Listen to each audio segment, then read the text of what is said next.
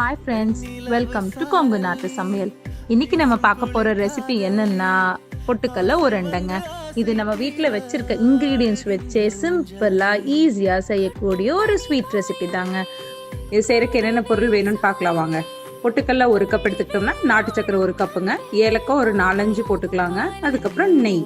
First பொட்டுக்கடலையை நல்லா grind பண்ணிக்கலாங்க. நல்லா கிரைண்ட் பண்ணிட்டு ஒரு மிக்சிங் பவுலில் சேர்த்துடலாம். அப்புறம் நாட்டு சக்கரையும் சேர்த்துடலாம். ஏலக்காவை 4-5 ஏலக்காவை சக்கரை கூட பொடி பண்ணிட்டு அதையும் இது கூட சேர்த்துட்டு 3 நல்லா கலக்கிடலாங்க. அதுக்கப்புறம் நெய்யை கொஞ்சம் காய வச்சு ஊற்றிட்டு அப்படியே நல்லா தேவையான அளவு நெய் ஊற்றி பிசைஞ்சு உருண்டையாக வேணுனாலும் உருட்டிக்கலாம். இல்லை எனக்கு நெய் அதிகமாக வேண்டாம் அப்படின்னு நினச்சிங்கன்னா சுடு தண்ணியில் ஊற்றி உருட்டிக்கலாம் நம்ம உருண்டையாக.